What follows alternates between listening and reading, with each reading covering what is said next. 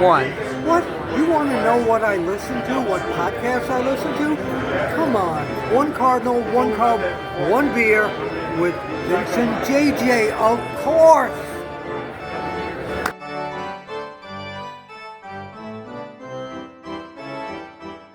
Welcome to episode 147. I got it right. 147 episodes of One Cardinal, One Cup, and One Beer. We are just a few episodes away from 150, and I can't wait. It's going to be such an accomplishment. That's almost 3 years. We're closing in on 3 years of doing this, giving people the joy and the enthusiasm of baseball. Or we're boring them. I don't know. I'm not sure. No one said anything yet. They've been very kind. Oh, very, very good. Very good. Um, if you like what you're seeing, please make sure that you subscribe to our YouTube channel. Also, if you could like us on Facebook, we would greatly appreciate that. And if you need to contact us through one card, one cup, one beer at gmail.com. Those of you who would like to support our efforts financially, which is very gracious of you, you go to patreon.com and you search for One Cardinal, One Cup, and One Beer in the search bar, and you can find us and you can support our efforts. And that is greatly appreciated. JJ, how are you doing? Doing good, Vince. I went down to Arkansas this weekend, got my batteries recharged, saw my aunt and uncle, and got him. Me and Brody went down, picked up my uncle, who's 85. We went down to Arkansas State and saw the Dwight Yoakam concert. And I will say this. There was a surprise guest at the beginning. It was a guy named Walker Montgomery. Really good. He was not bad. And it was John Michael Montgomery's son. So he had a band, and he did some 90s tunes, some of his own stuff, and some of his dad's stuff. The Way You Love Me, Love the Way You Love Me, and all that. And it was good. And then Ashley McBride, who's from Arkansas, was the middle act. And then Dwight came out. And Vince, it was great. But they made an announcement that Dwight got food poisoning. So there was like a 45-minute delay. He wasn't going to cancel. He's going to come out and do his best show. He came out, and you could tell he wasn't feeling his best. And he did 3 songs and then had to leave, and then came back later and finished up. And as the show went on, he got stronger and stronger. But I always do a set list. I wrote down every song he did, what albums they came from, all that kind of stuff. I'm a weirdo like that, but loved Dwight. He put on a heck of a show, and he went above and beyond and had a really good time doing that. So that was basically my weekend there, and then trying to catch up on the Cardinals while I was down there. Yeah, he's like one of the last country singers that sounded like classic country. I'm with you on that. Yeah. He, Ricky Skaggs, Yeah. bluegrass, but that was that last Group of people. group Yeah, of you're people right. who actually sounded like country music. And he had a guitar player who was fantastic. It's not Pete Anderson anymore, but this guy was jamming, and then the guitar tech would bring over a mandolin, and he'd swing it over his neck and grab the mandolin and play some sections, hand it off, and grab the guitar back, and just without a beat, he didn't miss a thing. And slide guitars, accordions, fiddles, they had it all going on. So I recommend Dwight. You've never seen him. I've seen him twice. He's getting older. He don't quite do everything he used to do, but he's still his voice still sounds really good. Man, that food poisoning. Once we were going to my dad's for Christmas on Saturday morning, and overnight, about three or four of us got food poisoning, and we couldn't go. It was bad. Then another time, we went to eat at this Asian buffet in O'Fallon, Illinois, and it was really good. But me and my daughter, um, I think it was just me and Tabitha. We ate the lemongrass soup, and we got food poisoning. The next day, I had a meeting. I at work, and I could not miss it. And I went there, and I tried everything. I every break I'm using the bathroom, I'm throwing up, Man. everything else, and I knew that the district manager there probably thought that I had a hangover. And so we had like a break, and then 2 more hours ago, and I told him, I said, I've got food poisoning. I can't do this. I had ridden with another guy, and fortunately he had a van, and I just went in there and I slept until he came in, and I thought, I know he thinks I got a hangover, but it seriously do have food poisoning. So Oh yeah, and so to do a concert when you're feeling like that, because he was up all night, they brought a chair, had a lot of Pedialyte and all that kind of stuff, and he down it between songs, just keep going. So I give him tip of cat to Dwight there, who's also a baseball fan. I've heard him talk about baseball before, growing up playing and stuff. So that's pretty cool. nice, nice. Well, very good. Let me get into the transactions All and righty. the walking wounded. I was very excited that Shelby Miller went to the Brewers. I thought that was a great pickup. And now he's on the 60-day IL with the sprained ULC right elbow.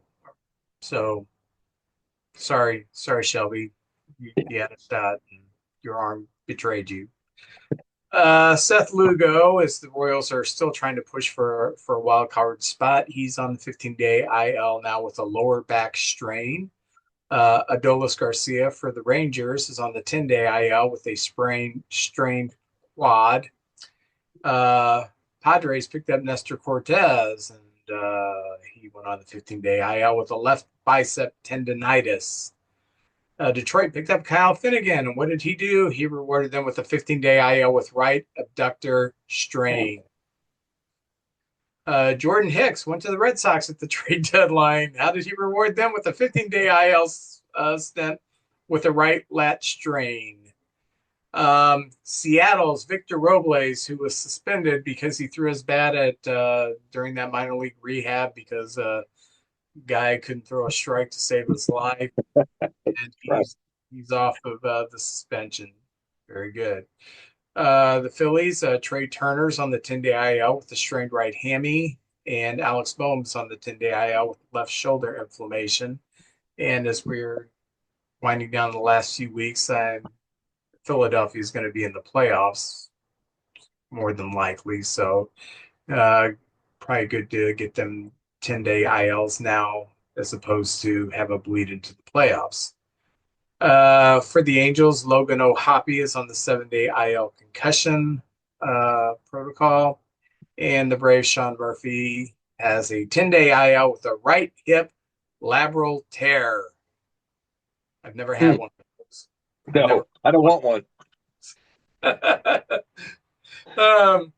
And speaking of players who are hurt, these players are really hurt. They're so hurt, they're dead. So let's get into the obituary.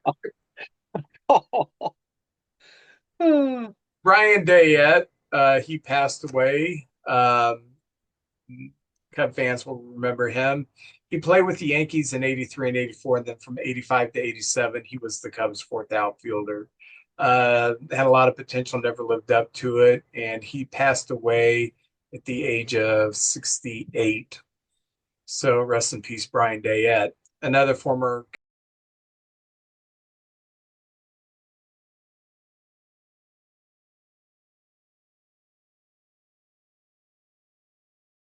Cub, Carlos Lezcano.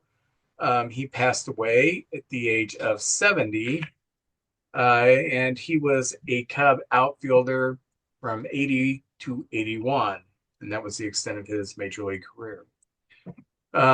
It was a bad week to be tied to the Cubs organization. Jim Marshall, he passed away, 94 years old. He's a former Cub, former Giant, former Padre, former Met, and I think he's one of the original Mets. And former Oriole, he played from 58 through 62. And then he was the Cubs manager from 74 through 76, some lean years. And then he went to the Athletics and he managed that historically bad 1979 Athletics team that turned it around because they got rid of him and got Billy Martin in there. And so, yeah, things are great.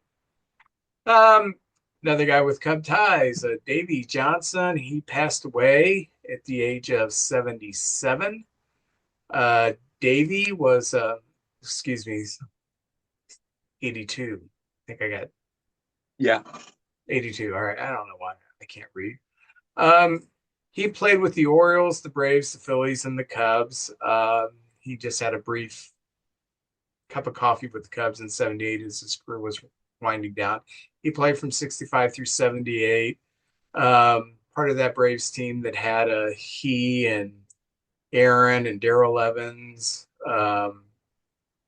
They'll hit like 42 home runs or something, 40 home runs. They just taking advantage of that ballpark back then. They used to call it the launching pad. Yeah. But he is probably best known as a manager. He managed the Mets from 84 to 90 to 2 divisional titles and 1 World Series title. From 93 through 95, he managed the Reds and made it to 1 postseason. And from 96 to 97, he managed the Orioles and he had 2 postseason appearances with them. 99, 2000, he was with the Dodgers, didn't do much there. And then in 2011, 2012, he managed the National and had 1 divisional championship. So what are your memories of Davey Johnson? As a young fan of the game, I remember him in his baseball cards with the Baltimore Orioles. And as you know, Vince, back then we didn't get to see American League games too much unless it was playoffs or you see the players in the All-Star game and in the World Series, of course.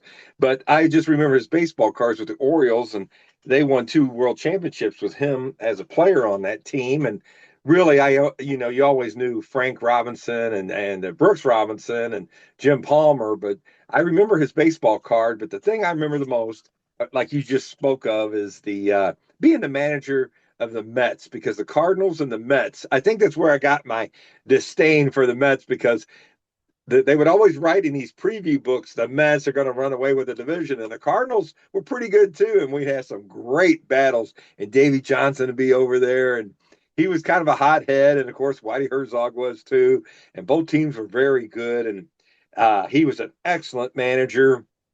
Seems like I would have thought he would have stayed these places more, so maybe he butted heads with upper management. That's kind of when the general managers became more of a big thing, and the old guard managers like Whitey Herzog and Lou Piniella and those guys were sort of not totally 100% in charge anymore. It was the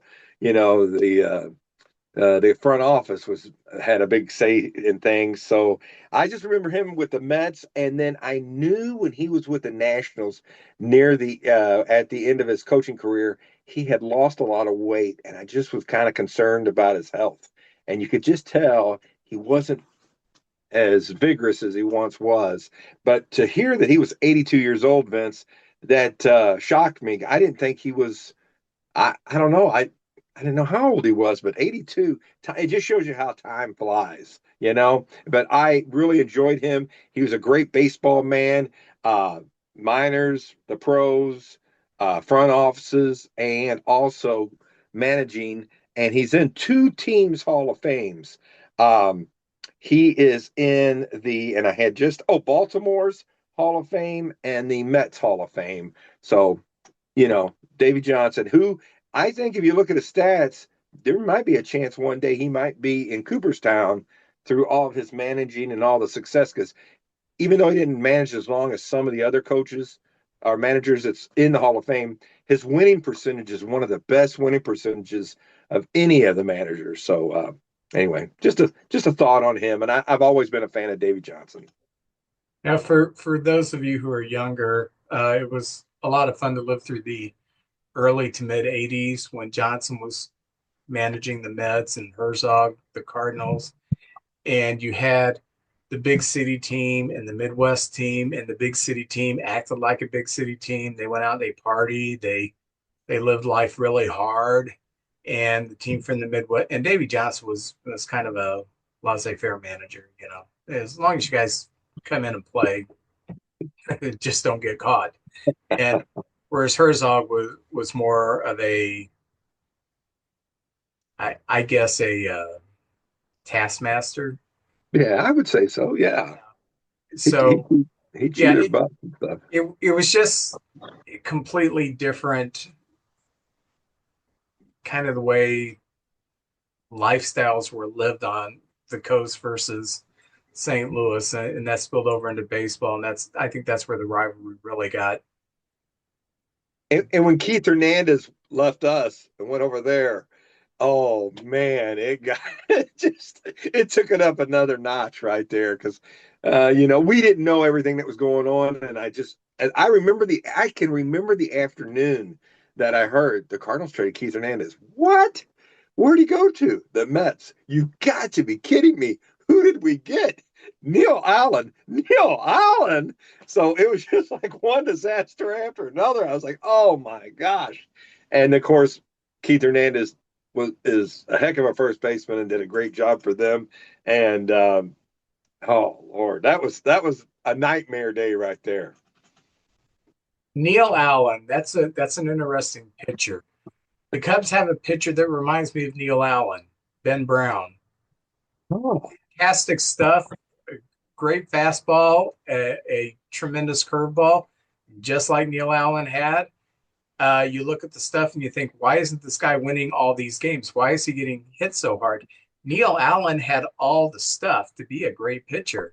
He yes, couldn't sir. put it together. And I felt bad for the guy because in the late 70s, early 80s, he was closing games for the Mets, and he was a dominant pitcher.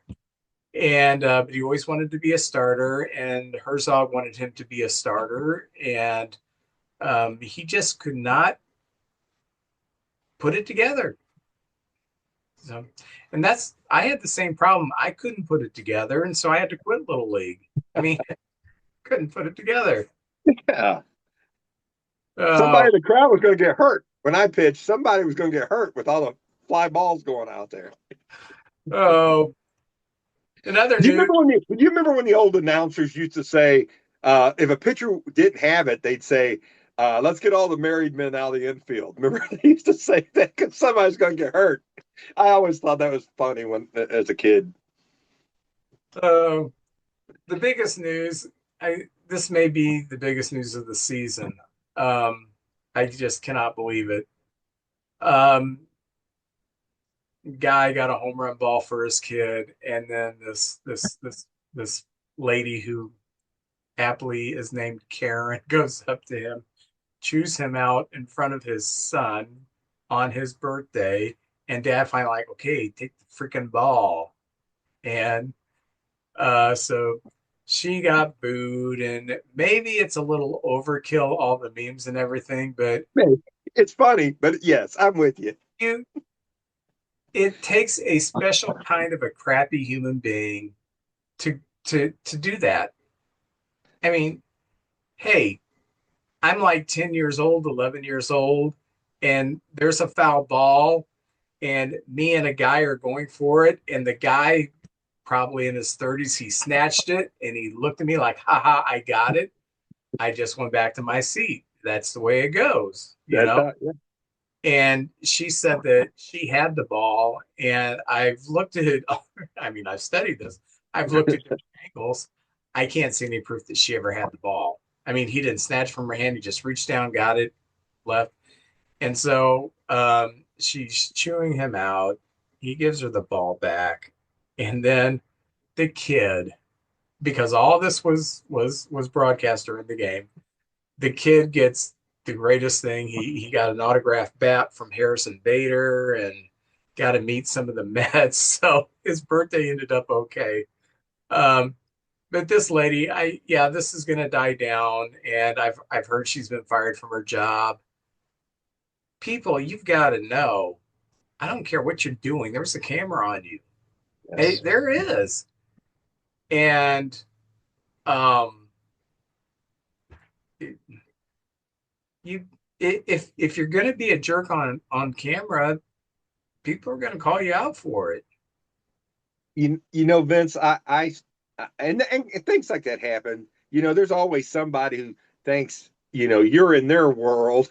And I remember balls going in the stands and bouncing off of different people's hands, and it usually bounces to somebody who was way a section away, and they just sort of pick it up. They've got the ball. That's how it goes. Everybody had a shot at it, and one person ends up with it. I've seen sometimes a bat used to, before they had the netting, would go in the stands. You see two people grabbing it, kind of wrestling over it. That happened. But I saw some videos, Vince, that just gave me hope. Just in human, how people are. I seen like people running after different balls in baseball stadiums, and would get it and be very excited, and then go hand it to someone, a little kid, or a little kid had gave it to a little girl, and it's touching to see that, because those kids are going to be the future fans, and it means so much to them. So I watched a little video on that. It just made me feel good that, like, oh, ain't that nice.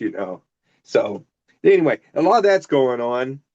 And I have thought, going to a baseball game, if I'm sitting at a place where I can potentially get a foul ball or a home run or something, I have thought, where are the kids around here? If I get one, I want to yeah, catch it. That would be the thrill, but I would immediately find some little kid, make his day. Here's a baseball. You know what? I don't need a baseball. I've had thousands of them growing up. What am I going to do? I got this baseball. I caught it at the age of 59 in a ball game. Yeah. now as a kid, I thought it would be great, because you always watch TV and there's always these kids, oh man, they got a ball, or they run over the ball boy or ball man or ball girl or whatever, run over. They usually pick a little kid out and give them the ball. And I was like, that's very nice. But Vince, there are a lot of good things going on. And one of the things that I was really touched by was the Dodger pitcher Yamamoto had a no-hitter going. Did you see the video of the game, or did you get to watch it? I saw the highlights of it. He was fantastic. He was in the ninth inning. He got the first two guys out, and it's a Dodger pitcher, but he's in Baltimore, and the crowd was cheering for him. And, because I've been to a lot of games, and I've never seen a no-hitter or a perfect game, or anybody hit the cycle. And the baseball fans, and this was also the night of the anniversary of Cal Ripken's the 30th anniversary of Ripken breaking the consecutive game streak. So there was a packed house, and it was just good sportsmanship. And hey, he's got it. Let's watch this. We're watching history, and I'll be darned if Jackson Holiday didn't come up and crank one out. Not only that, but with 2 outs in the ninth, they take Yamamoto out, standing ovation. The Orioles come back and win the game 4-3. What a game! But the sportsmanship and the enthusiasm, it was like a special night or something like that. And I really tip the cap to the Oriole fans for just good sportsmanship. I mean, this guy is blanking your team, and you stood up there, and you want to see a hit or something like that. But man, Yamamoto, he really has, and it seems like he's peaking as the playoffs are approaching. Yeah, it's heartbreaking, but that's baseball. The hardest out to get is the 27th out, whether you're a starter trying to get a shutout or a no-hitter, or you're the closer trying to close out a game. It's the hardest out to get.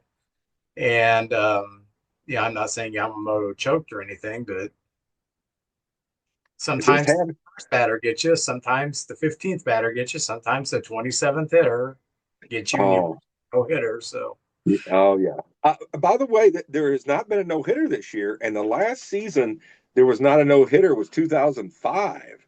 So, we usually see one. I remember one year we had 5 or 6 of them, but this year no one's thrown a no-hitter yet. We still got less than 3 weeks to go. Yeah. Yeah. What other news do you got? Well, I was well, the players of the week. I just kind of wanted to point them out. This time of year. Well, I'll talk about that in a minute. But the players of the week, Joe Adell, the young outfielder for the Angels, was the American League uh, player of the week, and Joe was a guy who was. They thought coming up he was going to be the answer. That he was just going to come up and take over. He struggled, but it's so good to see him finally become the player they were hoping he would be. That's a lot of pressure to put on a young guy coming up. It just took him a while. He's a major league player. That's great, but now but in this past week, he hit 407 with 5 home runs, 12 RBIs in 7 games. So congratulations, Mr. Joe Adell. And he And did it then all the blindfolded. blindfolded on top of everything else. Wow, now that's impressive. That's impressive. And then the National League Player of the Week was Hunter Goodman, a Colorado catcher, and we played Colorado, and they actually beat us 5 out of 6. But this Hunter Goodman, I noticed he's a very good player. He hit 476 this week, and he had 3 home runs, 10 RBIs in just 5 games. Yeah, So, and he did it naked the whole week. man, what's going on, Cardinals? We're fully clothed and we can see, and we ain't getting none of this action. So, congratulations to Joe Goodman. Can you tell I'm tired? That's fantastic, man. That's fantastic. Also, there's been some statues. I know we just had the passing of Ryan Sandberg, and I was so proud that the Cubs honored him with a statue because in my lifetime, I can't think of a more deserving Cub than Ryan Sandberg. To me, in my lifetime, he's the face of the team. He is the guy. So they honored him. But this year, Adrian Beltran got a statue outside Texas Stadium, and it's him. You remember he used to go down to one knee on a low ball and crank it out of the ballpark. So his statue's him down on his knee hitting like a low hit. So that's a pretty cool. I've never seen a statue like that. And then in Cleveland, Vince, they got a Superman statue. Do you know why Cleveland Guardians have a Superman statue at their stadium? No. Superman was invented by 2 high school kids in Cleveland High School years and years and years ago. And at the end, if you've seen the new Superman movie, there's a big fight at the end in a stadium. And it wasn't called Progressive Field, but it was filmed at Progressive Field in the off season. So Cleveland has, Bob Feller and, I'm trying to think of some of their, top guys, but Superman's out there with them. So that's a statue they put out there. So you're telling me that Superman is not real? I'm sorry. Cleveland? Golly, I didn't think about the true believers out there that wanted to, yeah. But, who's protecting the planet? Well, we got Spider-Man. Oh, he's real. Okay. Yeah. And Joe Adell and Hunter Goodman, they might be negative in mind, but they're out there. Also, I kind of want to talk about Vegas odds have come out. I always look at the Vegas odds, and Vince, they've only got 7 teams in each league with odds of are they going to make the playoffs. I know the Cubs are one of those 99% teams. They're 99% to make the playoffs, but then they break it down into each bracket. And I think they got the Cubs at just 5% to win the World Series. Now, as a Cardinal fan, if you said, hey, you guys have 5% chance of winning it, I'd be pretty happy about that. Of course, the 2 front runners are the Yankees and the Dodgers. I think they're 23 and 30%, something like that. But some hot teams right now in the American League, you got the Yankees that are 7-3 in their last 10. They're only 2 behind Toronto, and I think Toronto just suffered an injury too. I don't know if it's Bichette, but I know they had a big injury. If you hear a dog, ignore it. It's my daughter's dog in the other room. The White Sox, believe it or not, have been 7-3 in their last 10 games, and the Rangers are 7-3. Vince, and they're one of the teams they gave odds to, not good odds of making the playoffs, but they're only a game and a half behind the Mariners. And they have a shot still with less than 3 weeks and a game and a half to get that last seed. And it's Seattle they're chasing. So who knows? That might be get pretty interesting down the stretch. I haven't looked at the schedules or anything like that, but they just have to keep winning, and they're doing a pretty good job. And the teams that are not hot in the American League is the Tigers are 4-6, but they have such a lead. And Vince, at this time of year, you don't know. A win's a win, but you don't know. Maybe they're resting some of their people. Maybe they're not having them go so far into the games. Sometimes there's a little strategy there because they have such a lead in their division. So I doubt if they're doing that yet. But I think of the Cardinals, we've been on a kind of a hot streak going on. And I just think some of the teams, if a guy's kind of a little dinged up, they may be resting people, or we're seeing a lot of young players that are just getting into the big leagues. So, you don't know. A win's a win. You're just happy to win, but you don't know if it's the same kind of win like it would be in June or July, especially for us, who's just kind of playing out the string of games. Also in the American League, the Astros and the Mariners are both 4-6 in their last two, and the Rangers are hot on their tail. I'm telling you what, and this could cost you a seeding place in the playoffs, or you might be playing a different opponent, or maybe you won't play as many home games. So it's important to go out strong, and that's kind of who's hot and who's not in the American League. And then Vince, over in the National League, the two hot teams right now are the Giants and the Phillies. They're both 7-3 in their last 10 games. With the Giants, they're just 3 games back of the Mets and 5.5 back of the Padres for a playoff spot. And then the Phillies have been 7-3, and they're 8 games ahead now of the Mets, and they just seem like they got a good shot at getting that bye in the first round. And then the team struggling are the Mets at 4-6, and they are the 6th seed. They're 8 games behind the Phillies, which is 3 ahead of the Giants. The Dodgers are 3-7, and they are the 3rd seed. So they may have to play that first round. I know there's still about 3 weeks left, but they may have to play in that first round and not get a bye. And then the Padres are 3-7, and they're the 5th seed. So some of these teams that are, I saw if the playoffs were today, I think it would be the Cubs and the Padres. Huh? Cubs and Padres, that's always a good series.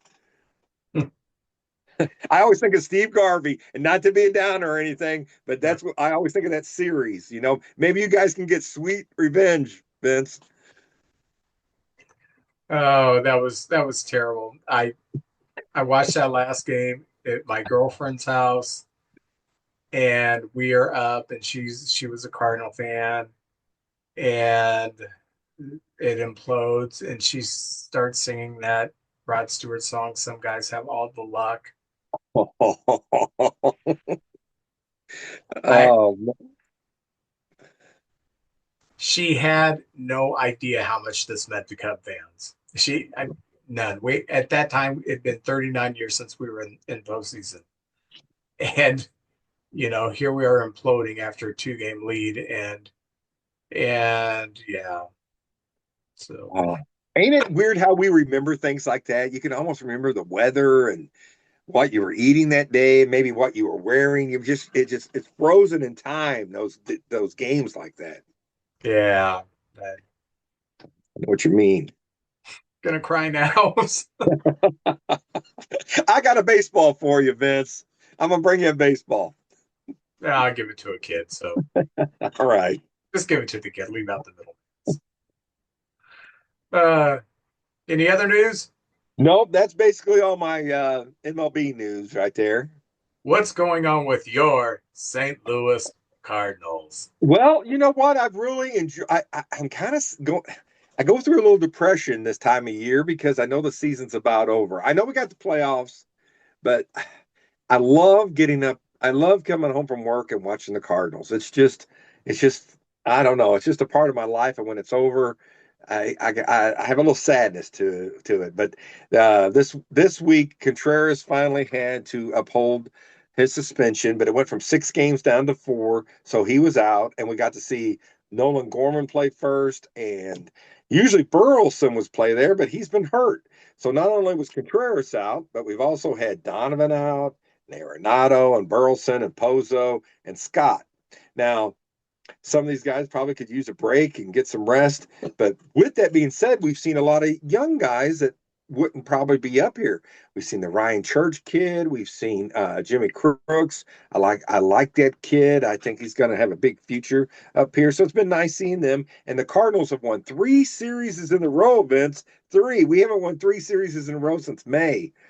So, and the Cardinals, if you go back even to the Pirates series, we won the last game with the Pirates, and then we took 2 out of 3 versus at Cincinnati versus the Reds, and then we came home, and it was, oh, well, I have it written down, but I believe it was the A's and the Giants, and then we lost the first game last night versus the Mariners, who are a very, very good team. But our pitching's been doing pretty. Our bullpen, we traded 3 of the top guys in our bullpen, and it doesn't seem like they missed a beat. A lot of good young arms. We got a lot of arms that throw 100 miles an hour. Now, I know that you got to still throw accurate, but a lot of potential there with this bullpen, and maybe we'll see Leahy be a starter next year. That's kind of the talk, but I really like him as well. So anyway, the Cardinals have been playing better baseball. Sometimes I think we just had some fortunate things happen. We played the Giants and just came from behind. One of the guys who's really been having a rough go of it is Jordan Walker, and they have a show on KMOX during Monday through Friday called the Gas House Gang, and they had Ollie Marmol on there. It was Tuesday because he's always on there. It's Tuesday. He brought the hitting coach, Mr. Brown, and they uh, were talking very frankly about what's been going on with Jordan Walker, how they expect him not only the workouts, but totally immerse himself into becoming a better hitter. They didn't come out, they didn't badmouth it, but they said, to be a good in this league, you're going to have to totally devote yourself. And this week we were having a game where we were coming from behind, bases were loaded, nobody out. Walker was 0 for 25, and he got a double down the line, and he won the game. And it was so good to see the teammates rally around him, and him and Ollie hugged. And Vince, I don't know how you feel about maybe a coach calling you out, but sometimes I'm the kind of player in football and baseball that I like having the coach get on me. Because I want to do good for the coach, and sometimes if I'm not doing a good enough job, I want them to get on me. So some players are like that, and then some they may take it the wrong way, and it might even make it a worse situation. So I don't know. Do you like when maybe a coach calls a player out and says, "Hey, we expect more out of you," because it can go either way. I don't like it. I'm talking personally. Yeah. And I was in high school my sophomore year. Um, I was playing football on the sophomore team, and I was a tailback. And I was it my second or third game of the year. I got hit in the leg right above the knee, and I got a deep thigh bruise, and it hurt for the rest of the year. And I favored it, and I did not play well, and I was basically our only tailback. We had another guy who just wore sneakers, but I don't know what he was doing there, but um, and that coach rode my butt the whole time, and I I just I just got pissed. It didn't affect my performance any. And what really made me angry was it was still a culture in the early 80s where you didn't admit you were hurt. I mean, you were a pussy if you were hurt. If you had to miss practice because you were hurt, you ran the whole practice, and they didn't they didn't even want to see you. Um, but I remember my last game, my leg was hurting so bad. Um, we were playing Marquette High School, their Ooh. softball team, not Marquette, Missouri, Alton Marquette, the little Catholic school. And there was a hole, and it was a pretty big hole, but there was a free linebacker, And if I was healthy, I could have avoided him, but I knew my leg wasn't. So he was coming right from my leg, and I just curled up and I went to the sideline, and my coach just yelled at me, and it's like, you had a hole big enough to drive a truck through and you folded and you curled up like a fetus in a womb. I'm sorry. That was funny. And I wanted to laugh in his face. So I just went to the drinking fountain and I am laughing like crazy. And I could hear him chewing me out. I, that doesn't work for me. It just never has. Um, but for some players, it is a good motivator. And I think that's when you're a coach, you have to figure out Yeah. what players, how they respond to what. Some you have to chew out. Some it's like don't talk to me that way, or you're going to just make me mad, not better. So it depends. It's like parenting. I mean, I got 5 kids and they have 5 different personalities, and someone was smart enough to tell me before I had kids, you got to figure out how to relate to each one of them because they're all going to be different. And they're like my oldest daughter and me, we can play bicker all the time. Just kind of we've always done that. It's about trivial stuff, usually about movies and stuff like that. But I can't relate to all my other kids like that. She's the only one that Violet. I can play bicker with her a little bit, but the other ones, that's not their thing. So just got to figure out how to relate to each player. I seen a few times where players made, even if it was a big name player, they didn't hustle, and the coach will take them off the field, or after that inning's over and set them. Sometimes it's a game or two. Trying to think of some names. One of the most famous ones was Billy Martin and Reggie Jackson, but I think there was other things going on where Billy was the one to be the big, he's the authority and letting Jackson know that. So who knows? But man, whatever it was, they were a good team, and Reggie was a great player. I don't know if that helped him or hurt him, but it was crazy. It was good theater anyway. As a fan, I was like, good Lord, this is kind of crazy. But I think Jordan Walker's still a young kid, 23 years old, and we don't know what goes on behind the scenes, but I'm pulling for him. We sure do need him. He's kind of digressed in his defense, and he is not hitting a lick right now, although he got a big hit Saturday, which was great. And but I honestly have no clue if he's going to be around next year, or maybe next year. And if he doesn't get any better, that might be it for him. But I can't see us getting a lot for him right now with the way he's playing. Or if you're going to call a player out publicly, make it about the performance and not the person. Oh yeah, I'm with you there. Yeah, of course. Just do it with a little bit of tact and class. Yeah. I remember Daryl Porter when he played with the Brewers and the Royals. He was a mean, nasty guy, and he had a huge chip on his shoulder. And then when he went to drug rehab, and he came back a much more mellow person who was more into his spiritual side. And Herzog, who managed him in Kansas City when he was this angry guy catching 150 games a year, he couldn't figure out how to motivate him anymore. And Herzog was very frustrated with Porter. I remember there was a spring training game and a fan was heckling Porter, and Porter turned around and yelled to kiss my ass, and then Porter hit a home run in the spring training game. And Herzog said, I want to see that more from him. I don't see that anymore. But like Herzog said, I would have him in my office and try to talk, how to get out of your slump. You're hitting 235 or whatever, and he'd say, well, the Lord's going to take care of me. I can appreciate people who have that philosophy, but if I had that philosophy, I mean, you have to put in the work. You have to find something to motivate yourself. Because contrary to what people think, I don't think Jesus, Buddha, Muhammad, or anybody really cares who wins a sporting event.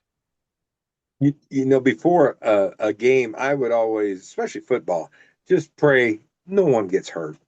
Good sportsman, let me not make a fool of myself out there, and just pray that both sides, nobody gets hurt, because we're just out there having fun. We're high school kids or junior high or whatever. And, it's probably not going to affect us except teamwork and great memories you're making. But basically, just make sure nobody gets seriously hurt and we'll have a good time. And that's basically it. And play hard. Just play hard. Usually it's when you're trying not to get the hit in there or not to be too aggressive is when you get hurt. So you just have to go out, play hard, and let the chips fall. But yeah, I'm with you. They've got other things to do, but a lot of it's good lessons. I think that's what sports are. You learn teamwork and good lessons and working hard and just being part of something bigger than you are. So that's how I always kind of see it. And sometimes coaches had their favorites. And sometimes some that weren't their favorites. I was always one in the middle, not the hated, not the loved, kind of right there in the middle, though. Oh, I was never a favorite, never. In my life, I was the teacher's pet. My third grade teacher, Mrs. Hazen, who has passed away, she had a soft spot for me because I reminded her of her grandson. Oh. So, and she let me get away with a lot of stuff because I'm kind of a smart aleck. And even at that age, I was and she would kind of just banter back with me. And so she was pretty cool. The other time I was a teacher's pet was in high school. My journalism teacher, I had 2 years of journalism. She just loved me. And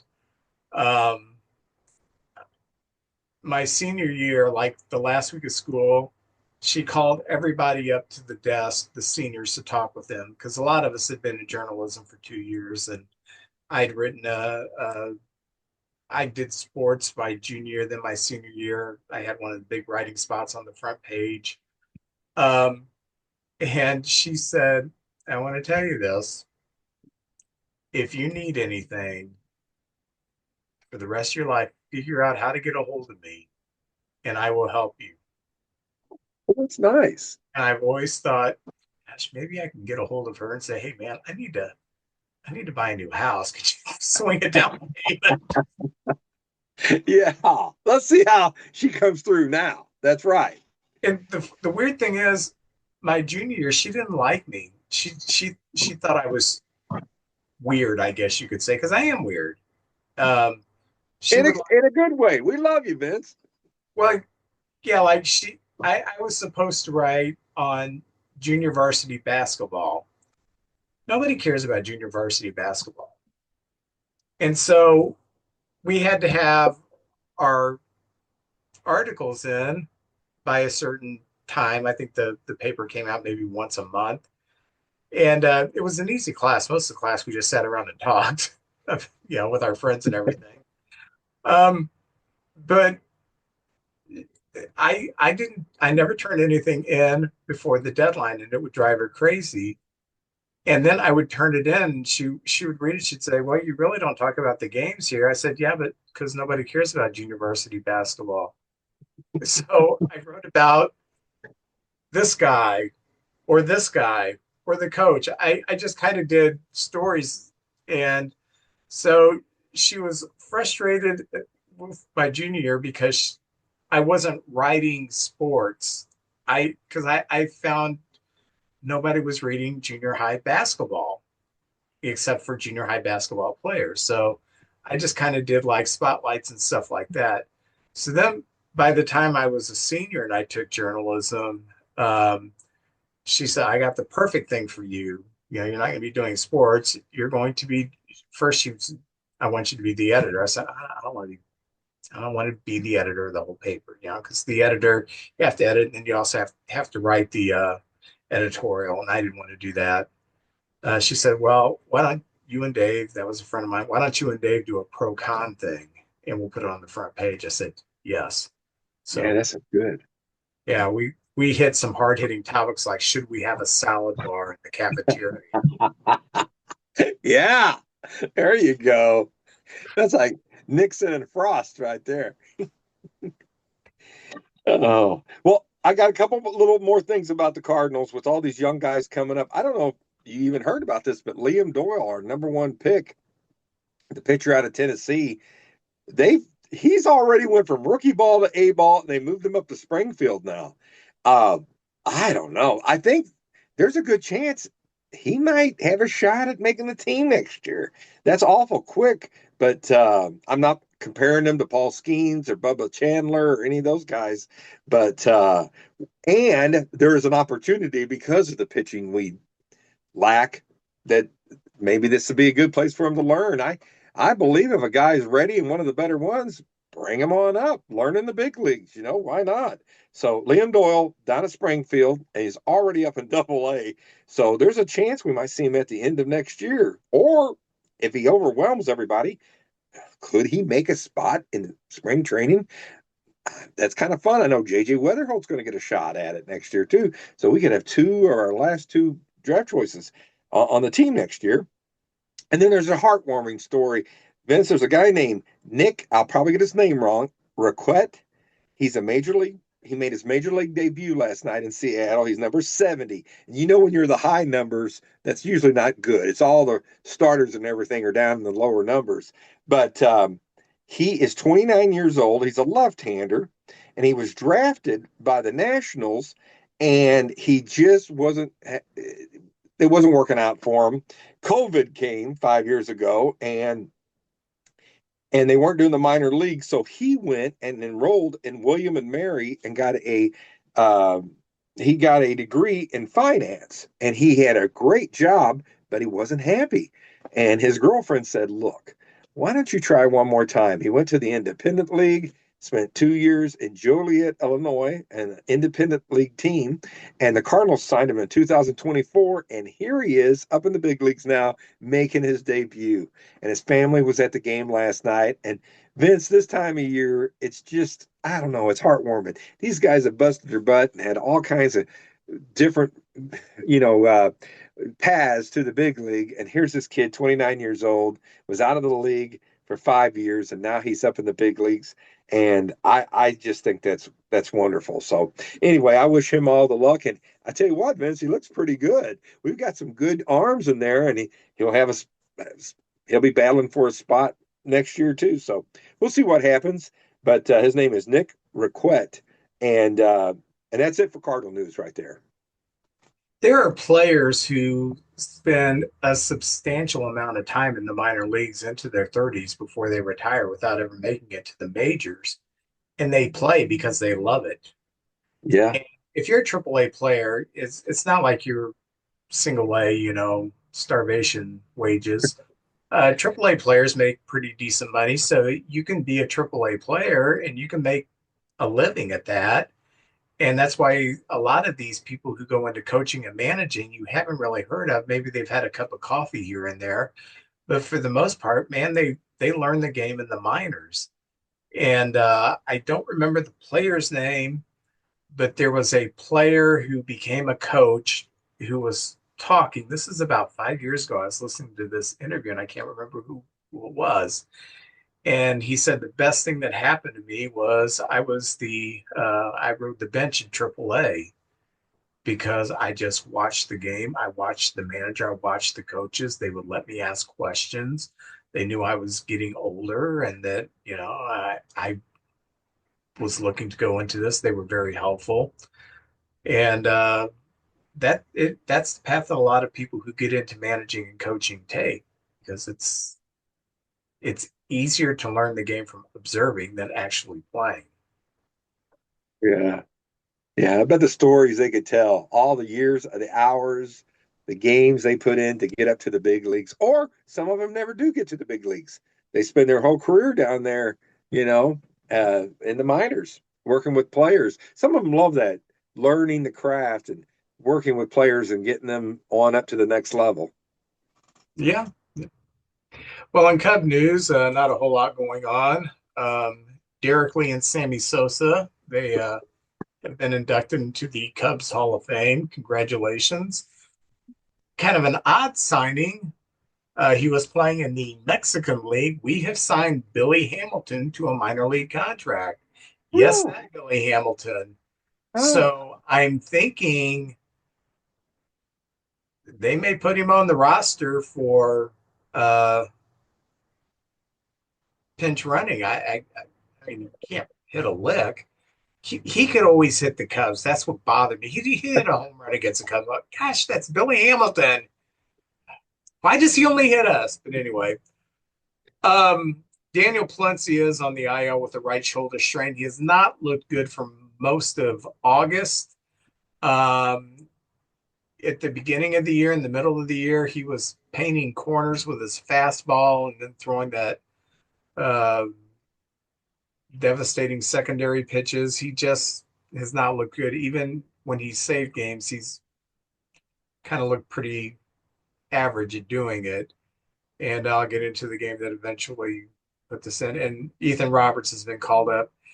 And if you got a right shoulder strain, that's your pitching arm. And this is obviously he's been having issues for a while. I wish players would stop saying, "Oh, I'm going to play through it." I wish players would just say, "I'm hurt. I'm hurting the team. I have to go on the disabled list." And I know that that's not the macho thing to do or the competitive thing. But by gosh, we've lost some games with Valencia throwing with a strained shoulder. Yeah, maybe if he would have been on the IL and had that taken care of, we could have closed those games out. But um, Kyle Tucker today has been placed on the IL with his, I think it's a strained calf that he has. And it was strange. He said last night it was feeling pretty good, and he thought he'd wake up and he'd be playing today. And because he hasn't played for the last 4 or 5 games, and woke up this morning, it was gotten worse. So there he goes. PCA is also fighting an injury. He fouled the ball off of his knee, but he's playing through that. So we're a little beaten up. And Tucker's place is being taken by Moises Ballesteros, which means that we have 3 catchers again. And when Amaya comes back, we'd have 4 catchers. But Ballesteros is basically going to be used as pinch hitting and DHing if he gets into many games. I hope Tucker's not out long. Okay. me too. And let me get to the games real quick. We had a bad week, 2-4. Completely bad considering the competition we played. I'm so glad we've got a huge lead. I think we're still like 8 games I think so. on the wild card. So um, last Tuesday we beat Atlanta 4-3 on the strength of a 3-run home run by Kyle Tucker. And so that was fantastic.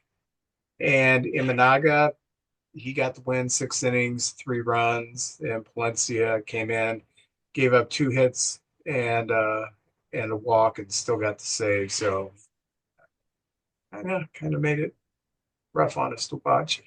Then Wednesday we lost to Atlanta 5-1. Not much going on there except Cade Horton pitched the first 5 innings of no-hit baseball, 6 strikeouts. We pull him out, we bring in Ben Brown, and Ben Brown does what Ben Brown does. 1 1/3 inning, 2 runs, and we eventually lost 5-1.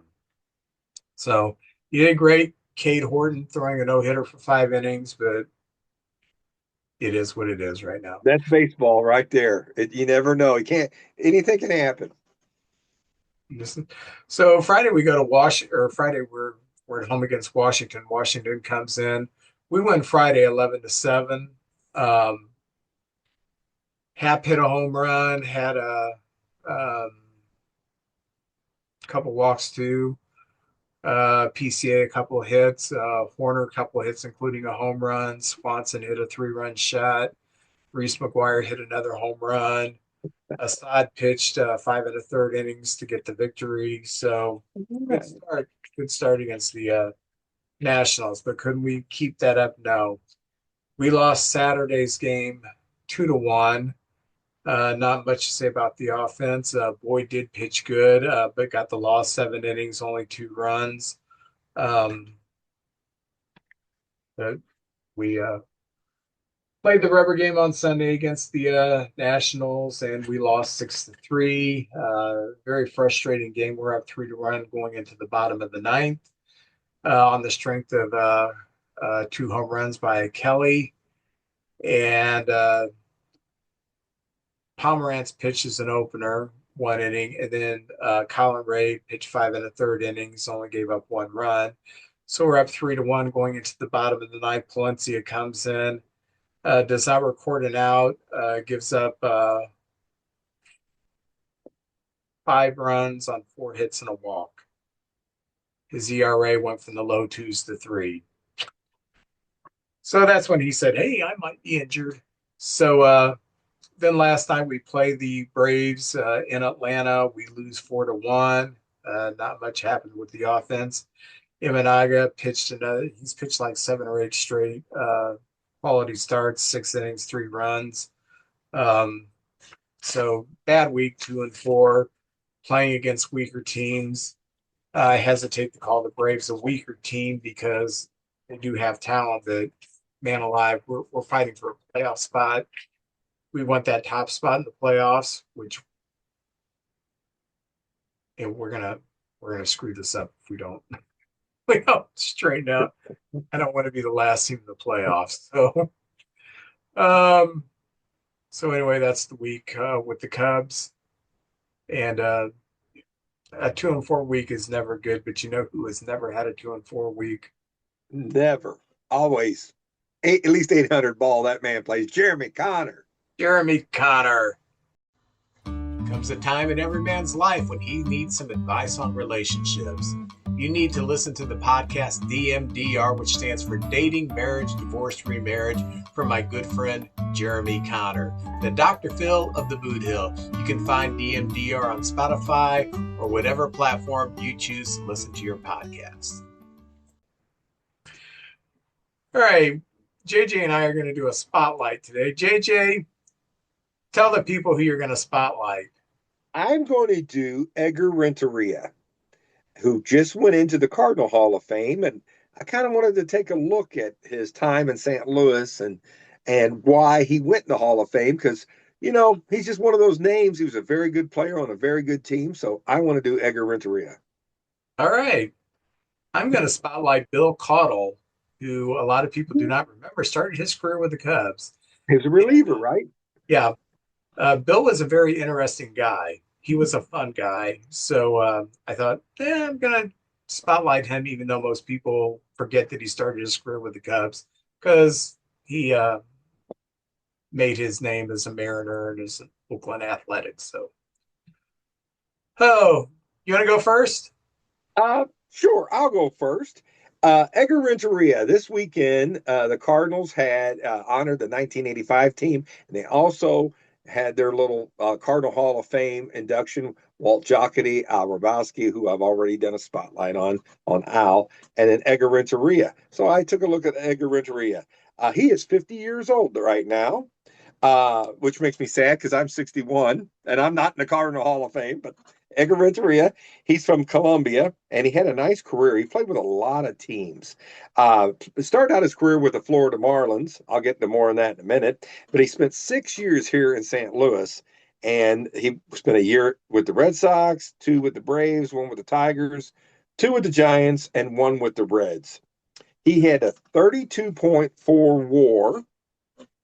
And also, this is pretty impressive here. He had 2,327 hits.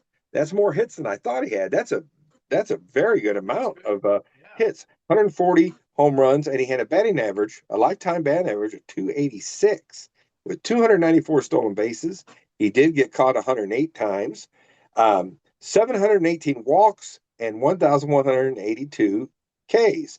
That's a very good ratio right there. In his career, he was a 5-time All-Star, a 2-time World Champion, 2 Gold Gloves, 3 Silver Sluggers. He was a World Series MVP, and he was second for the rookie of the year, his rookie year, and the rookie of the year that year was Todd Hollingsworth. Remember that name, Vince? Todd Hollingsworth. Oh, yeah.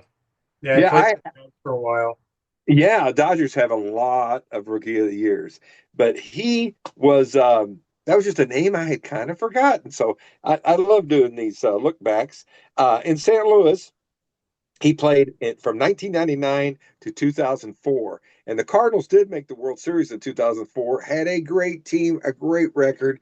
And that was the year the Red Sox broke the curse and they won the World Series that year. So anyway, he had some good years here. It was his best years. I looked over his career, and he had more statistically. Had a fantastic career here in his time here, which was the 6 seasons. He had a 16.7 WAR, 973 hits, 207 doubles. Lots of doubles. That's a lot of doubles in that amount of time. 71 home runs and 148 stolen bases, and he hit 290 with the Cardinals. Now, that lineup was deep, back then. That was a very, very good lineup.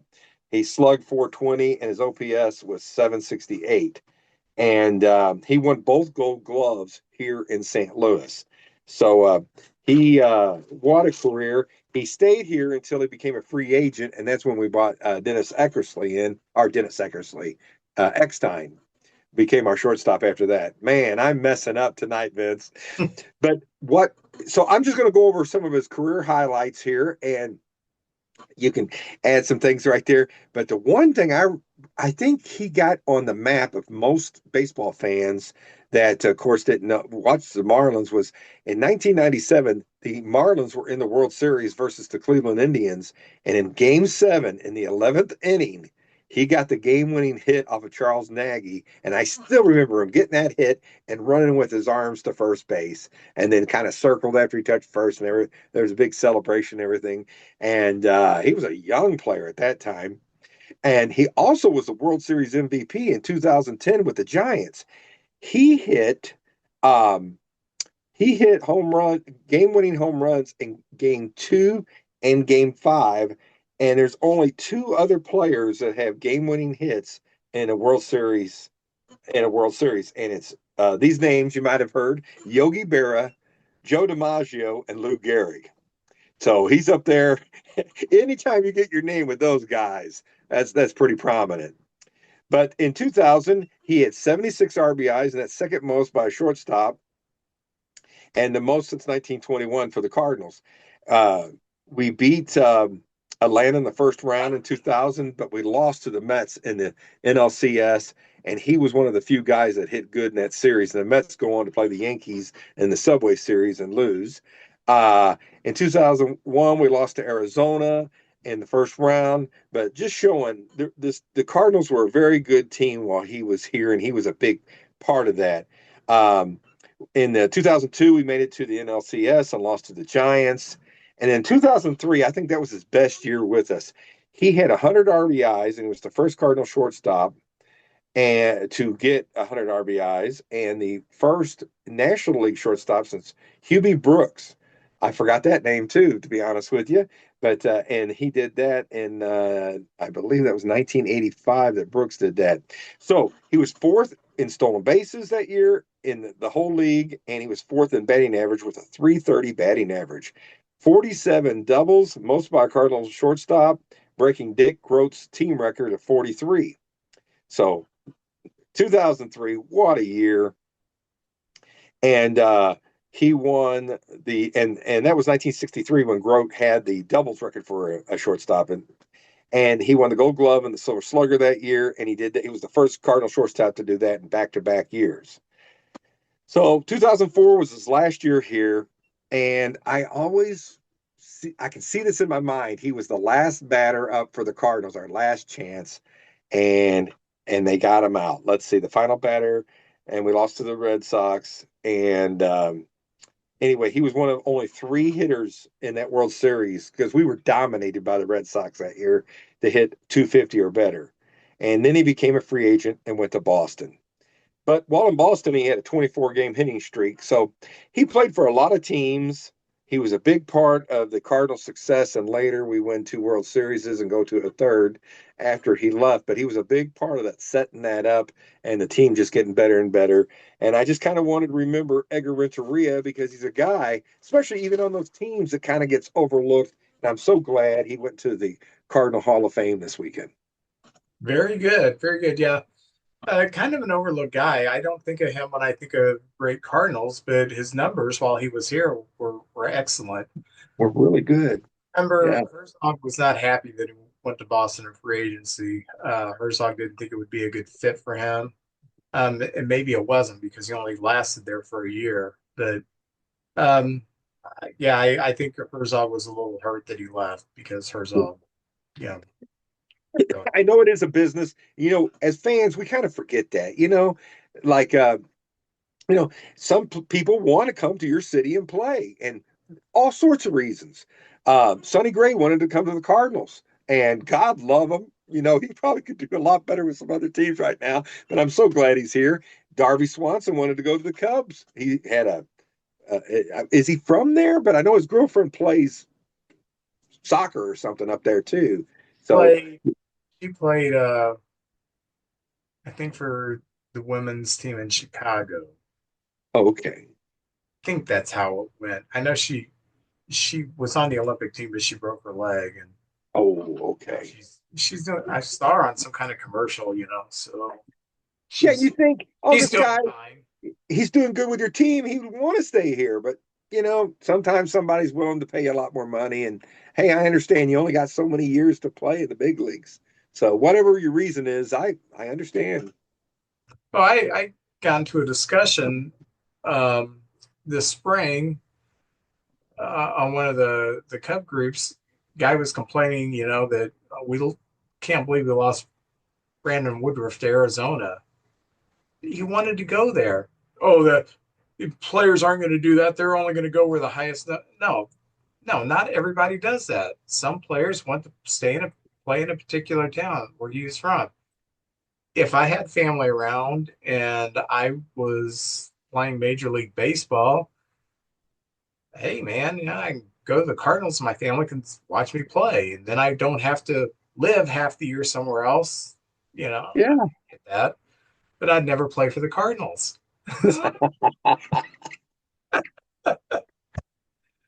Oh, I'm going to look at Bill Caudell. All right. Caudell attended Aviation High School in Redondo Beach, California, and he graduated in 1974. 1974, I was 8. So he was selected in the 8th round of the 1974 Major League Draft by who? Do you know who drafted him? Was it the Cubs? It was your St. Louis Cardinals. I'll be darned. No, I did not know that. So after 3 seasons in the Cardinal system, he was traded to the Cincinnati Reds for Joel Youngblood just before the start of the 77 season. Darn. In 1978, Caudell and Woody Fryman were traded to the Cubs for Bill Bonham with the Cincinnati Reds.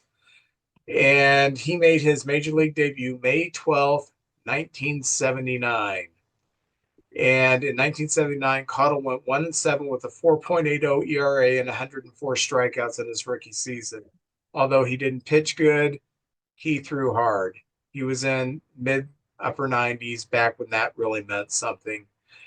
And in 1980, he was much better. He was 4-6 with the 2.19 ERA, 112 strikeouts coming out of the pen. 1981, he had a terrible year. 1-5 with a 5.83 ERA. And I'm thinking, my gosh, I like to watch this guy come in and pitch because he throws so hard. But he had such a terrible year that at the start of the 82 season, the Cubs traded Caudell to the Yankees, and then the Yankees immediately flipped him to Seattle.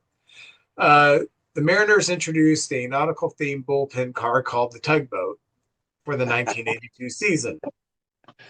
Now, it got off to a rocky start for the home opener when Caudell stole the keys. I love the guy.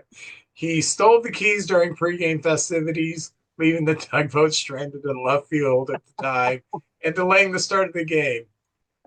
In today's world, that's not a funny joke because of TV and everything. Back then, that was a joke. So, Yeah. um, Caudell appeared from the bullpen one day while he was with the Mariners. He had like two or three bad outings. So one day he just emerged from the bullpen into the game and he had shaved half his beard. So he had a shaven side and just a fun guy. So he got the nickname the Inspector after inspecting the Mariners' bats for unused hits and discarded those that he deemed empty.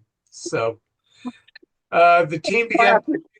the Pink Panther theme when he would come in from the bullpen, and the King Dome loudspeakers would get it going, and people would get all pumped up. And that year, he was having a great year, and Billy Martin, who was the manager of the American League, he snubbed him for the All-Star game. And Caudell was not happy about that. So he did go 12-9 in 82 with a 2.35 ERA, 26 saves, 111 strikeouts. In 1983, Caudell had 26 saves in, excuse me, in 1983, 26 saves. In um, 83, he mirrored his previous season's productions. However, his record did dip to 2-8, and then towards the end, his ERA ballooned up to 4.71. So the Mariners thought, okay, we got 1.5 good seasons out of this guy. He's been a lot of fun, but we'll ship him to Oakland. So they shipped him to Oakland. So he's having a great year with Oakland, and he makes the All-Star. At first, he did not make the All-Star team. And a reporter asked him, what are you going to do about it? Joe Altobelli was the manager of the American League that year from the Orioles. And he said, well, it's not like I can, next time I pitch against the Orioles, I can go up there and hit everybody in the head. Well, that got, it's kind of like a game of telephone. Suddenly it got around that, oh, Caudell said he's going to throw at everybody's head when they played Baltimore, which was not true. So, because of injuries, he was added to the All-Star game, so all the Orioles retained their livelihood. In 1985, he went to the Blue Jays to become their closer, and after a few months of ineffectiveness, he lost his closer job to Missouri's own Tom Hinkie. In 1986, with the Blue Jays, he was 2-4 with a 6.19 ERA and just 2 saves, so they gave up on him. And he went back to Oakland, and after just a month with the A's, he suffered a broken hand after punching a man who was reportedly trying to accost his wife in a hotel parking lot. So, noble. Yeah. No, I would never break my hand if some man was accosting my wife. She would punch him out herself. So he ended up retiring, and then he coached high school ball, and he worked with his good friend from his minor league days, a man named Scott Boras. Oh. He worked for Scott Boras until his retirement. So that's Bill Caudell. He didn't do all the fun stuff with the Cubs, but when he left the Cubs, he became quite a character. So. Yeah, I remember him. I remember his cards. I remember interviews with him, and I remember the inspector thing. I didn't know about the Pink Panther. Vince, that was very good. I really enjoyed that. I learned a lot, but I remember him as a player. I remember him being a pretty good player with a long career. Yeah. I liked him with the Cubs because, when you're a kid, you're in love with fastballs, and I was in love with fastballs. And I remember one game I was watching and Barry Foote's catching, and Barry Foote won.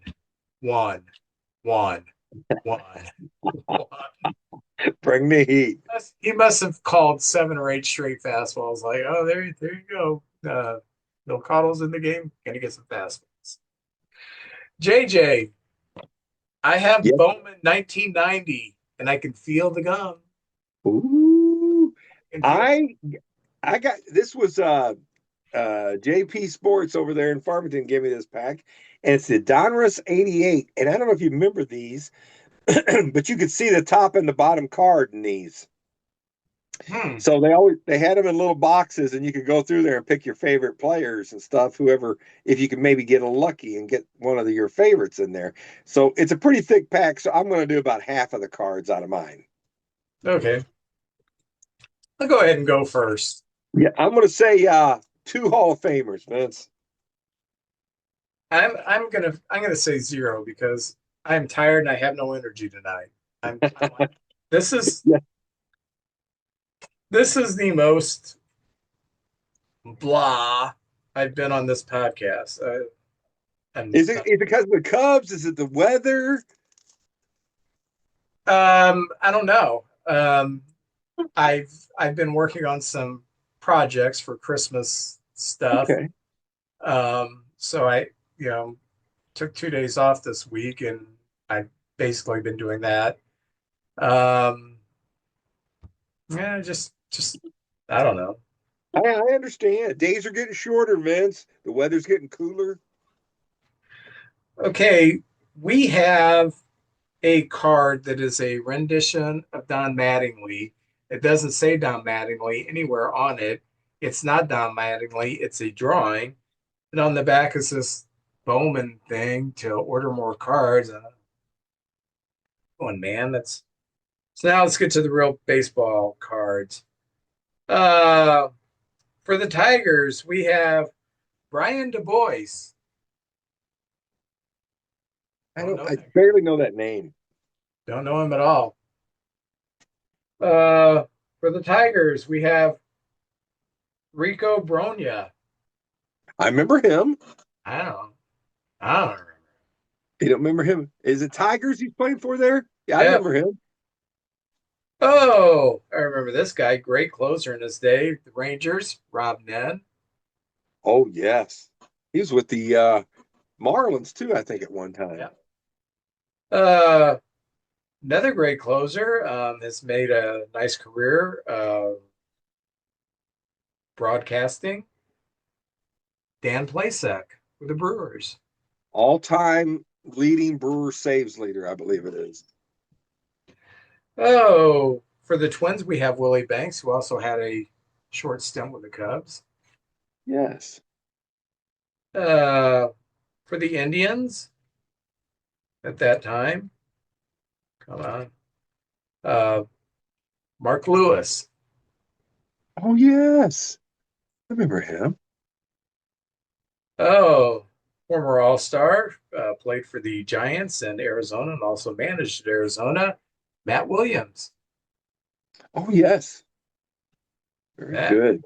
Kind of the captain of the team there for a while. Oh, gosh, this is an obscure Cub, and only I probably remember him. Cubs outfielder Ty Griffin. Don't know him. Oh, he's back in his right uniform. Last week I had him in a Baltimore uniform. This week he's with the Red Sox. White Evans. Yes. Astro first baseman, former All-Star Glenn Davis. Yes. For the Blue Jays, shortstop Nelson Liriano. I remember him. Former Cardinal, former Philly, former Royal, and former Brave, Lonnie Smith. Skates. Skate. Oh, yeah. For the Padres, second baseman. Gosh, he looks so young here. Still around the game, managing Joey Cora. Yeah. That's a good picture of him. And for the Cubs, second baseman, Greg Smith. Vince, I don't know Greg Smith. I don't know why they gave him a card. Well, yeah, usually they get 24 cards. Maybe that was the 24th guy. Yeah, I don't know. I remember the name, but I don't remember him doing anything. So let's see what you got. I have All right, the 80th Donruss coming your way, and the top card is a pretty cool one. It's the Cobra, Dave Dave Parker, but Parker. not with the Pirates. There he is with the Reds. You know, a lot of people forgot he played for the Reds, but yes, also a One Hall of Cub, Famer. a Hall of Famer. This guy should be a Hall of Famer or Hall of very close. Love this guy, Mad Dog Bill Madlock, but there he is with the Tigers. Yep. Vince, I did not know he played for the Tigers. I remember so many teams he played for, the Pirates, the Cubs, but the Giants, but not I don't remember the Tigers. Oh, here's a Cub looking good. Man, them uniforms even looked good back in '88. Jody Davis. Ah, Yeah. great Good player. memories of that guy. Good Great player. guy too. Yeah. The, Former the Cardinal farmhand. Yes, sir. Yes, sir. Now, the Diamond Kings, where they draw the pictures of the players, and I kind of enjoy these. It's Danny Tartable. Oh, great He was player. a, yes, he was a highly sought after young player coming up, but he had a nice career. But I always thought he was just going to be bigger than he was. All right, rated rookie Dodger. I do remember this name, but I don't know much about him. Sean Hilgis. And I think he made his name with another team, but he's a rated rookie right there with the Dodgers. Oh, you might have heard of this guy. For some reason, he's a lot smaller in this picture in '88. Mr. Barry Bonds with the Pirates. And kids, he did play for the Pirates at one time. I think it was. I think it's the uniform. I don't think he changed size, did he? I think the giant It's the uniform camera. just makes you look bigger. They put that silver shepherd lens on the camera when he came up there. Oh, I always liked this guy. Good fastball, strikeout pitcher, Mark Langston. And there he is with the Seattle Mariners right there. And they traded him. Oh, They traded him to Montreal for a big, tall, lanky guy who could throw hard but couldn't control it, named Randy Johnson. you know what? Good trade. That's a good trade. Langston had a nice career, but Randy Johnson. Now, here's a guy I can't believe was a Cardinal, and I just absolutely love this guy. Got to meet him before, Mr. Jack Clark. There he is. And I think Jack Clark's going to be one of the guys down there at Caledonia this week. If you get a chance, go Saturday, 12 to 2. There's going to be a lot of Cardinals down there. And Fred Bird, my arch nemesis, Fred Bird will be down there too. Not a Hall of Famer, but he was a very good player and he had a lot of problems. I hear a Mindy McCready joke coming, Vince, but it's Roger Clemens right there. Oh, Roger Clemens. You know, this guy was really good, and he would have been good on any team. And he was a Red. Nick Aseski, or you can say that name better than me, but I can't. That's Sassky. how. Yes, very good player. Had a nice career. Had some Oh, pop. yes. Here's a player you were lived in Kansas City. Followed the Royals for a while. Kevin Seitzer. Oh, yeah. Yeah, good Peoria, player. Illinois. Uh, I still think maybe the one of the best Toronto pitchers ever, Dave Stieb. When they first became a team, he was their ace for years and years and years. Very good player. Well, they got puzzle pieces here, and it's Stan Musial. So there's a piece there, and then a piece there. So you really can't tell it's Stan Musial, Oh, but sure you can. that's what it's supposed to look like on the back. And I got two more cards here I'm gonna go through.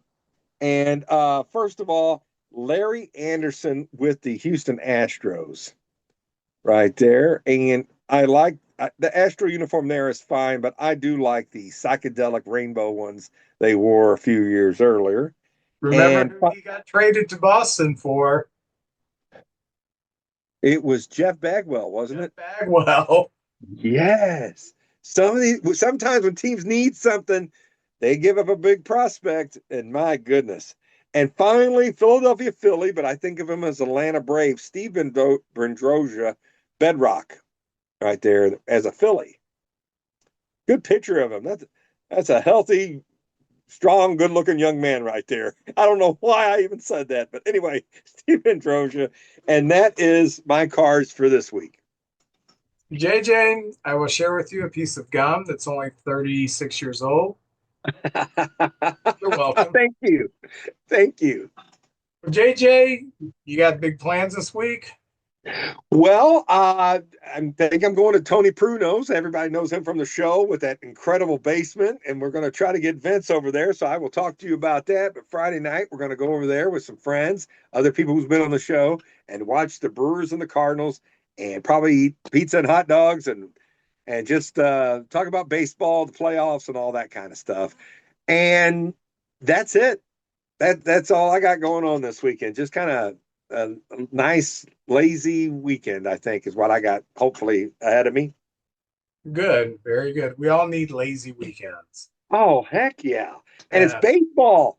I mean, everything. And now we got NFL, we got college football. I like to look at the scores, but I'm devoted to baseball.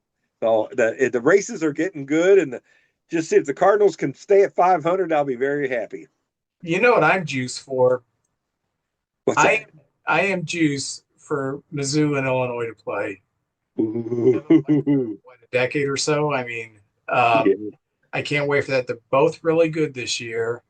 Illinois, I think, is ranked eighth, and Missouri's, I don't know what they beat Kansas. So, but gosh, it's been a long time since yeah, Illinois can make it to the playoffs this year if things go right.